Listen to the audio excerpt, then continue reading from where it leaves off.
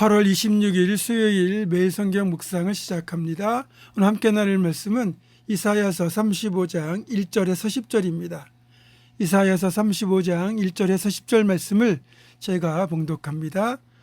광야와 메마른 땅이 기뻐하며 사막이 백화파같이 피어 즐거워하며 무성하게 피어 기쁜 노래로 즐거워하며 레바논의 영광과 갈멜과 사론의 아름다움을 얻을 것이라.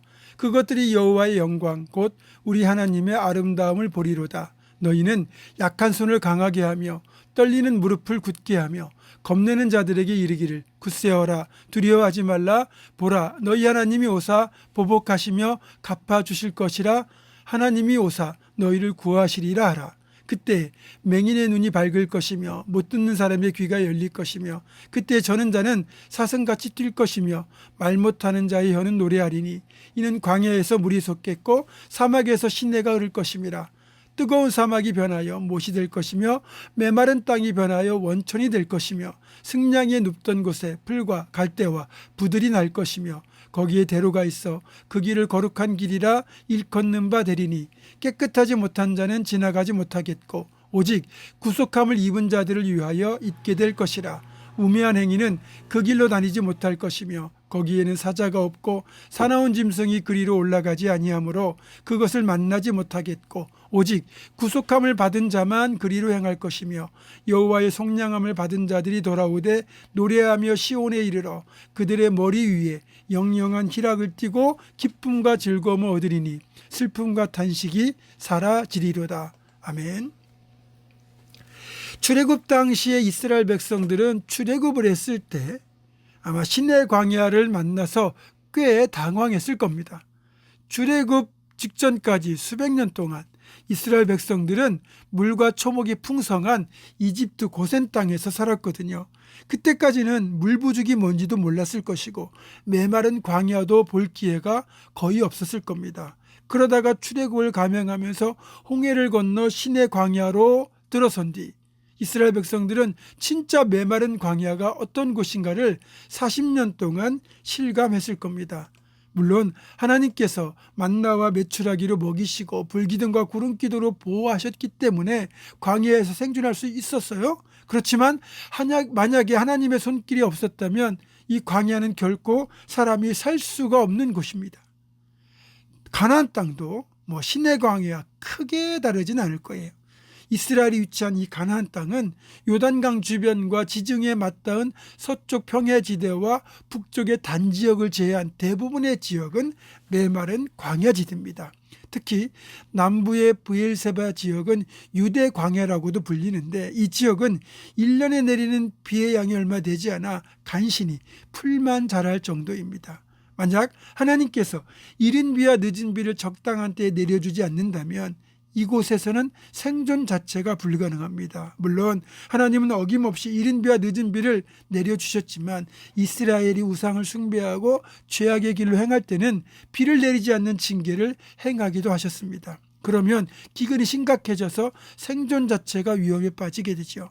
어쨌든 이렇게 메마른 땅에 살아가는 이스라엘 사람들에게 어찌 보면 그들이 바라고 기대하는 가장 이상적인 환경이 바로 에덴 동산 같은 곳, 즉 물된 동산처럼 물이 넉넉한 땅입니다. 물이 넉넉하면 모든 생명이 풍성하게 열매를 맺고 번성할 수 있잖아요. 우리가 물된 동산 그러면 푸른 풀밭, 울창한 숲과 곱게 뻗은 나무들을 떠올리게 되죠.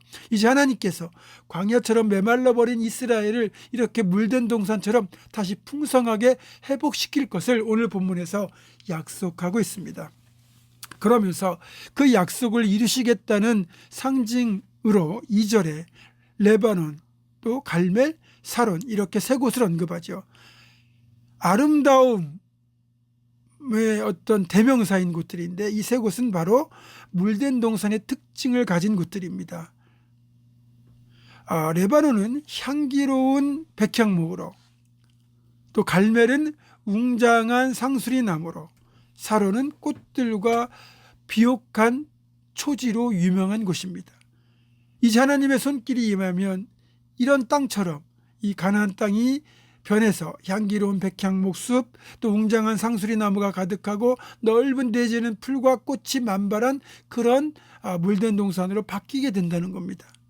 이렇게 풍성한 생명으로 가득하게 되는 진정한 회복이 하나님의 손길을 통하여 일어나는 거예요. 사실 이스라엘이 메마른 땅이 되어버린 이유는 순전히 자신들의 죄악과 우상숭배로 인해 하나님의 징계를 받았기 때문입니다. 그래서 나라는 멸망했고 백성들은 포로가 되어 끌려감으로써 진짜 메마른 땅이 되고 말았거든요. 하지만 그런 이스라엘 하나님이 이제 하나님의 긍휼로 물된 동산처럼 회복시켜 주시겠다는 겁니다. 그리고 이 말씀은 어느 순간 이스라엘을 넘어 우리를 향하신 말씀이 되고 있습니다. 여러분, 우리 인생도 메마를 때가 얼마나 많습니까? 그렇게 인생이 메말랐을 때 우리가 정말 간절히 소망하는 것 중 하나가 내 인생도 물된 동산처럼 풍성하게 되는 것 아니겠습니까? 메마른 땅이 물된 동산 되는 것, 이게 바로 구원입니다. 사형수에게는 사형이 중지되고 석방된다는 것이 구원, 불치병에 걸려 투병 중인 분에게는 병에서 치료되는 것이 구원이고, 관계가 깨져서 힘든 이에게는 관계 회복이 구원이고, 내일 당장 해결해야 될 재정적인 문제가 있는 분에게는 금전적으로 해결해야 되는 것이 구원입니다. 하나님은 친히 오셔서 보복하고 갚아주시고 구원하여 주시겠다고 분명히 말씀합니다. 5절은 여호와께서 구원한 날이 오면 맹인은 보게 될 것이고 못 듣던 이의 귀는 열리게 될 것이고 다리를 절던 이가 사슴처럼 뛰게 될 것이고 말을 못하던 이의 혀가 노래하게 될 것이라고 말씀합니다. 7절부터는 우리가 그토록 꿈꾸는 진정한 천국 에덴의 회복을 묘사하고 있습니다. 여러분, 이것이 바로 하나님을 믿는 모든 자들, 우리들에게 약속된 미래입니다. 이 약속을 들여다보면 각자의 처지에 따라서 개인적인 구원과 회복의 날이 올 것이고, 믿는 자들이 함께하는 교회 공동체의 앞날에도 이렇게 복된 날이 올 것입니다. 이제 하나님께서 이 땅 가운데도 이런 회복의 은혜를 베푸시기를 소망하며 우리 삶에 하나님께서 물된 동산 같은 풍성한 회복의 때를 속히 주시기를 주님의 이름으로 간절히 축원합니다. 기도하겠습니다. 하나님, 아무리 메마른 땅이라 할지라도 하나님께서 은혜를 베푸시면 물된 동산처럼 풍성한 땅으로 회복되고 삶이 복되게 되는 것처럼 우리 메마른 삶에 하나님께서 역사하셔서 우리 삶을 에덴처럼 물된 동산처럼 풍성하게 회복시켜 주시옵소서. 예수님의 이름으로 기도하옵고, 이제는 우리 주 예수 그리스도의 은혜와 하나님의 사랑과 성령의 교통하심이 메마른 우리의 삶을 회복시키실 하나님의 손길을 믿음으로 붙들고 나아가는 사랑 모든 성도들, 이들의 삶과 가정과 생업과 앞날과 우리 교회 위에 지금부터 영원토록 함께 하시옵기를 간절히 축원하옵나이다. 아멘.